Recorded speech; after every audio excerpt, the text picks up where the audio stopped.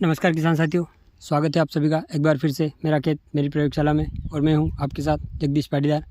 साथियों, आज 21 फरवरी 2025 हो चुकी है और हमारी यह लहसुन की फसल जिसकी प्रजाति है जंगली और यह 115 दिन की अभी हो चुकी है।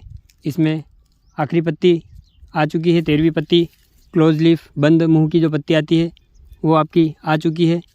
इसके बाद आपकी साथियों जो बीज वाली फुंदी या गोटी जो ऊपर आती है उसकी वो आती है, आने की संभावना हो जाती है। तो साथियों इसको हमें रोकना चाहिए। आज का यह वीडियो साथियों खासकर हमारे उन किसान भाइयों के लिए है जो लहसुन की फसल में इस बीज वाली फुंदी या गोटी के आने का इंतज़ार करते हैं। इसको देखकर लहसुन की परिपक्वता निर्धारित करते हैं कि अब हमारी लहसुन पक चुकी है। तो साथियों यह प्रैक्टिस कुछ ठीक नहीं है। क्योंकि साथियों यह जैसा कि आप देख रहे हैं, ये फुंदी या बीज वाली गोटी या डोडी जो रहती है, यह जब हम लहसुन को उखाड़ते हैं तब तो बहुत छोटी रहती है, बंद रहती है, परंतु धीरे धीरे लहसुन को उखाड़ने या फिर इसकी आर्थिक उपज और बायोलॉजिकल उपज को अलग करने के बाद भी इस प्रकार से यह प्रोसेस चलती रहती है और इस प्रकार से यह कलियां खुलकर बड़ी बड़ी हो जाती है। यह पौधे लगभग 10 दिन पहले इसकी आर्थिक उपज यानी कि कंद को बायोलॉजिकल उपज वेजिटेटिव पोर्शन से अलग कर लिया गया है। उसके बाद भी यह कलियां इस प्रकार से जो उस समय बंद थी खुलकर बड़ी बड़ी हो गई है। इसका मतलब है कि इनमें कटिंग करने के बाद भी आर्थिक उपज और बायोलॉजिकल उपज को अलग करने के बाद भी इसमें प्रक्रिया प्रोसेस चल रही है इसके डेवलपमेंट की।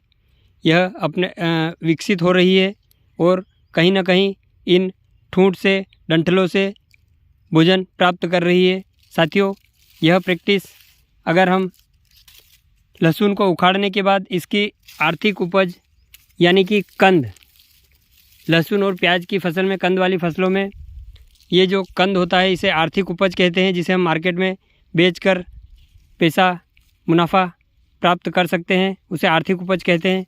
और यह जो बायोलॉजिकल ये जो ऊपर का वानस्पतिक भाग होता है इसको जैविक उपज या बायोलॉजिकल उपज कहते हैं। तो जब हम इन डोडियों को, बीज वाली फुंदियों को निकलने देने के बाद जब इसकी हम हार्वेस्टिंग करते हैं और हार्वेस्टिंग करके तुरंत हम जब आर्थिक उपज और बायोलॉजिकल उपज को अलग नहीं करते हैं, बंडल बनाकर रख देते हैं, तो साथियों यह डोडियाँ, बीज वाली फुंदियाँ इन कंदों से अपना भोजन प्राप्त करती रहती है।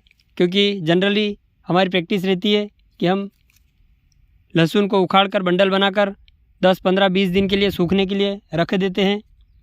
तो साथियों यह फुंदियाँ या बीज वाली गोटियाँ जो रहती है, डोडियाँ, यह इन कंदों से भोजन प्राप्त करती रहती है और इससे इन कंद का जो हमने आर्थिक उपज जो तैयार की है जिसे हम मार्केट में बेचने वाले हैं, इसका वज़न कम होता है, इसकी जो सुगठिता है, जो सॉलिडनेस है वह कम होती है, ये अंदर से फिर पोचा पड़ने लगता है। तो साथियों इस फुंदी को देखकर हमें यह निर्धारित नहीं करना है कि हमारी फसल परिपक्व हो चुकी है। इसके और भी तरीके हैं इसको पहचानने के कि आपकी फसल परिपक्व हो चुकी है या नहीं है।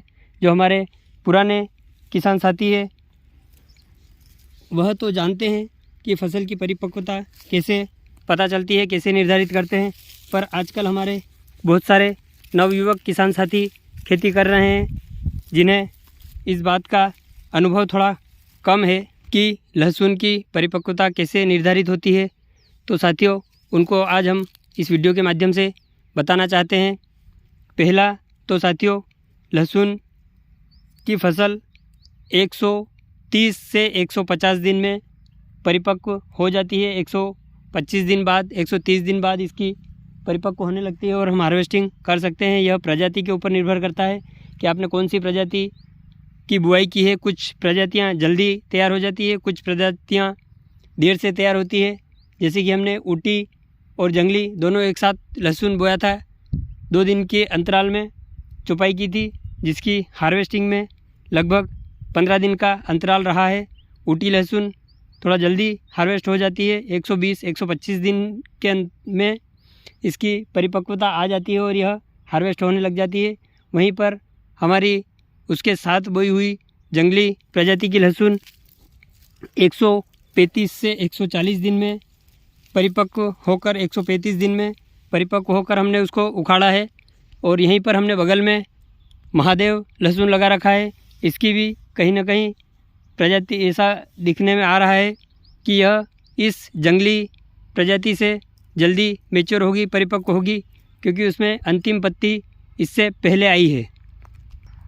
पहला तो आप अवधि का ध्यान रखें, 130 दिन के बाद में आपकी फसल परिपक्व हो जाती है।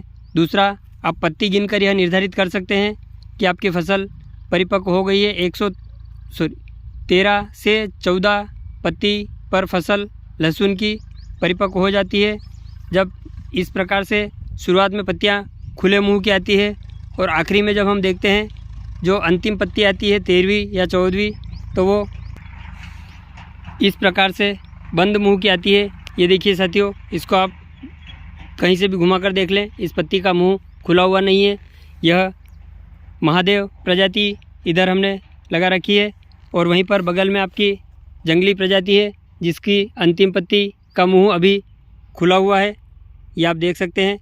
तो साथियों, इस प्रकार से जो अंतिम पत्ती बंद मुंह वाली अगर आ जाती है, इससे भी हम परिपक्वता निर्धारित कर सकते हैं कि हमारी फसल अब परिपक्व हो चुकी है। ये देखिए साथियों, इस प्रकार से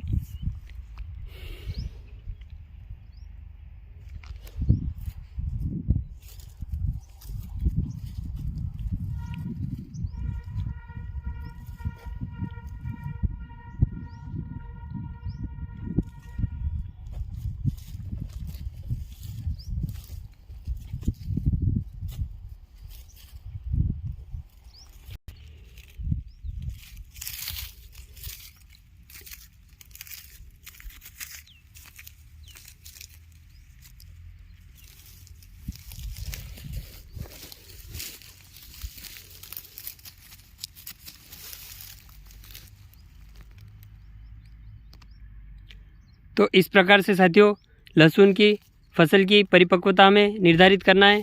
ये साथियों देख सकते हैं आप, इस प्रकार से इस लहसुन के पौधे में ये बीज वाली डोडी या जो फुंदी है वो यहाँ दबी पड़ी है, इसको हमें रोकना होता है। और साथियों, इसको रोकने के लिए हम 75 या 80 दिन की अवस्था फसल की जब हो, तभी से हमें इसके लिए प्रैक्टिस करना होती है, जिसके लिए हम लिहोसिन या साइकोसेल या क्लोरेम क्वेट क्लोराइड या ट्रिपल सी, ये चारों एक ही प्रोडक्ट के नाम है, जो पौधों का प्लांट ग्रोथ रेगुलेटर है, वृद्धि को नियंत्रित करने वाला उत्पाद है। इसका हम 1 ml प्रति लीटर पानी के हिसाब से छिड़काव कर सकते हैं।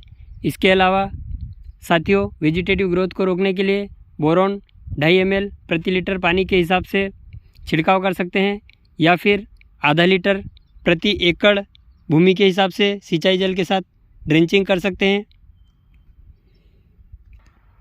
तो साथियों, इस तरीके से हमें प्याज और लहसुन की फसल की वानस्पतिक वृद्धि को रोककर इस फुंदी या बीज वाली डोडी को आने से रोकना है, ताकि हमारी जिसके लिए हमने मेहनत की है आर्थिक उपज, कंद या बल्ब, उसका वज़न कम ना पड़े। सेम यही प्रोसेस प्याज के लिए भी रहती है। प्याज में भी ये आप देख सकते हैं, इस तरीके से जो बीज वाला फुंदी आती है जिसको बोल्टिंग बोलते हैं, इसे नहीं आने देना है। खास करके स्टोरेज करने वाली प्याज में तो बिल्कुल भी नहीं आने देना है, क्योंकि इससे प्याज जल्दी ख़राब होता है, इसकी मार्केट गुणवत्ता ख़राब होती है, मार्केट वैल्यू कम होती है। तो इन सब बातों का ध्यान रखते हुए साथियों, इन वानस्पतिक वृद्धि नियंत्रकों जो पौधों की वानस्पतिक वृद्धि को नियंत्रित करते हैं, इन प्रोडक्ट का हमें कम से कम 2 बार इस्तेमाल स्प्रे में या जड़ में करना चाहिए। 75 से 80 दिन पर हम इसकी शुरुआत कर सकते हैं। इसके बाद हम साथियों 95 से 100 दिन पर दूसरा स्प्रे करके इन चीज़ों को रोक सकते हैं जो हमारी आर्थिक उपज की गुणवत्ता को ख़राब करते हैं। तो साथियों, आज के इस वीडियो में इतना ही। धन्यवाद। राधे राधे। आपका दिन शुभ हो।